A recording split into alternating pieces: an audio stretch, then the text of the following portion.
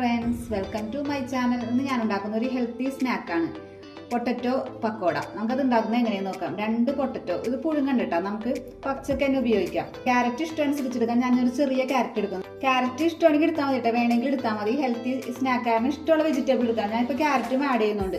നമുക്കിത് കഴുകി വൃത്തിയാക്കി എടുക്കാം. ക്യാരറ്റിന്റെ ഉരുളക്കിഴങ്ങിന്റെ തൊലി കളഞ്ഞെടുത്തിട്ടുണ്ട്. നമുക്കിതൊന്ന് ഗ്രേറ്റ് ചെയ്തെടുക്കാം. ഉരുളക്കിഴങ്ങ് ഞാൻ ഗ്രേറ്റ് ചെയ്തിടുന്നത് വെള്ളത്തിലേക്കാണ്ട. ഉരുളക്കിഴങ്ങിന്റെ ആ സ്റ്റാർച്ച് പോകാൻ വേണ്ടിയാണ്. ക്യാരറ്റ് വെള്ളത്തിലേക്ക് ഇടണ്ട, നമുക്ക് നേരിട്ട് തന്നെ ആഡ് ചെയ്യാം. ഇതേപോലത്തെ ഒരു ഗ്രേറ്റർ വെച്ചാണ് ഗ്രേറ്റ് ചെയ്തെടുക്കുന്നത്.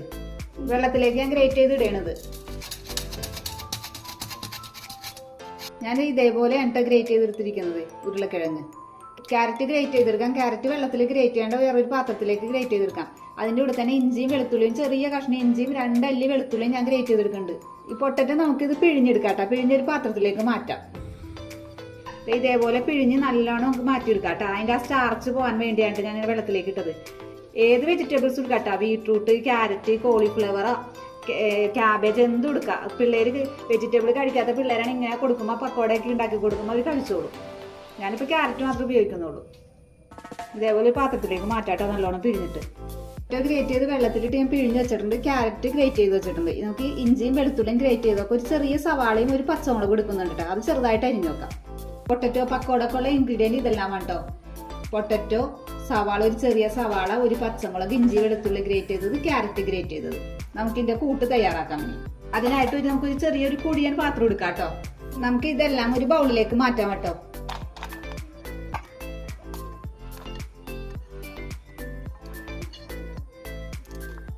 ഞാനൊരു പിടി മല്ലിയില ഇടുന്നുണ്ട് കേട്ടോ, ചെറുതായിട്ട് അരിഞ്ഞത്. മല്ലിയില കറിവേപ്പില ഇടാം. ഞാൻ മല്ലിയില ഇടുന്നത്.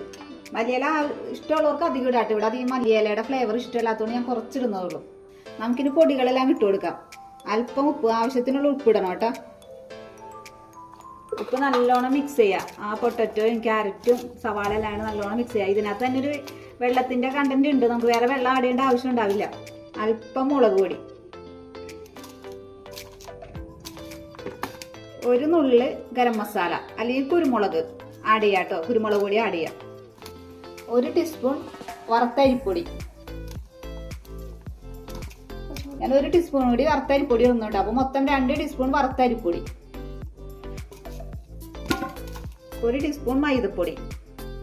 നല്ലോണം മിക്സ് ചെയ്യാം നമുക്കിത്. മൈദപ്പൊടിയും അരിപ്പൊടിയും എല്ലാം നല്ലോണം മിക്സ് ചെയ്യാട്ടോ. ഈ സവാളയും പൊട്ടറ്റോ എല്ലാം കൂടി മിക്സ് ചെയ്യാം നമുക്ക്.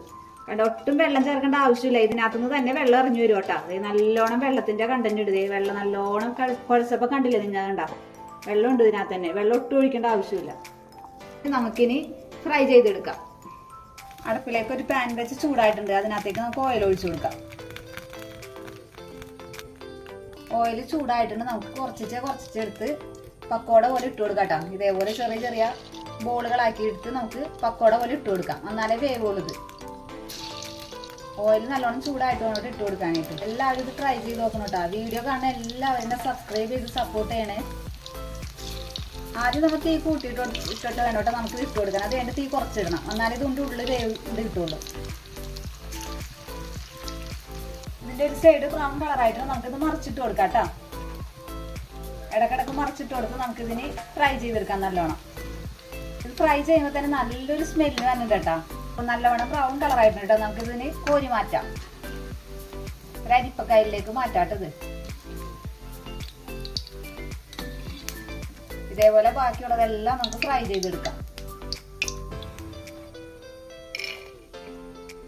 ഇപ്പൊ ടേസ്റ്റി ആയിട്ടുള്ള പൊട്ടറ്റോ പക്കോട റെഡി ആയിട്ടുണ്ട്. എല്ലാവരും ട്രൈ ചെയ്ത് നോക്കണ്ട. ഇത് പൊട്ടറ്റോ പക്കോടയൊന്നും ആരും അറിയില്ല, കാരണം ഇത് ചിക്കൻ ആണെന്നൊക്കെ തോന്നുള്ളൂ. ചിക്കൻ 65ന്റെ ഒക്കെ ടേസ്റ്റ് ആണ്. അപ്പൊ എല്ലാവരും ഇത് ട്രൈ ചെയ്ത് നോക്കണേ. Okay, by.